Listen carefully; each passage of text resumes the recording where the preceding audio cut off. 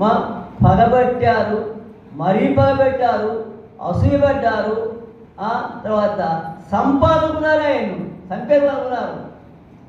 వాళ్ళు ఒకడికి ఆత్మ వచ్చి దేవుడు చెప్పాడు, ఇద్దరు బాబు తక్కువ కొంటే పెడతాడు. మరి దేవుడు నమ్ముకున్నాడుగా, ఆయన యథార్థం ఇస్తున్నాడు కదా, పవిత్రం ఇస్తున్నాడు కదా. ఎందుకు ఆ బాధ ఆయనకు వచ్చింది? ముందు చేసింది ఆయన, చెప్పండి ఎందుకు చేశారు? తర్వాత కొన్ని పైకి లేపారు, ఇసేవాళ్ళు వ్యాపారస్తులు అమ్ముకున్నారు, అవి తీసుకుని అమ్ముకున్నారు. అక్కడ పోతి పెంటూ ఉన్నాడు. అక్కడ ఎలా ఉండి ఆయన పోయినాక కుటుంబం ఆశించబడింది. చెప్పినాక అవి ఆశించబడింది. పంటలు బాగుంటుంది కాబట్టి చేయించాడు. బాబు అంత అన్నాడు. ఆడ సమస్య ఇచ్చింది, అమ్మాయి వచ్చింది, సమస్య ఇచ్చింది. బట్ దేవుడు తెలియదా అవన్నీ? తెలుసలేమా? జైలు ఇచ్చింది భార్య, తప్పుని పట్టుకున్నాడండి, రకరకాలుగా చేశాడు.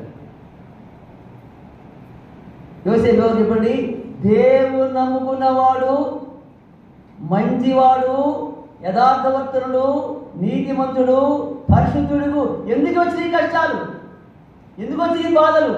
ఎందుకు వచ్చినాయి శ్రమలు? చెప్తారా? ఎందుకు వచ్చినాయి? మేలు కోసమే. ఏం మేలయ్యా? ఇన్ని బాధలా, ఇన్ని కష్టాలా? చూడమాట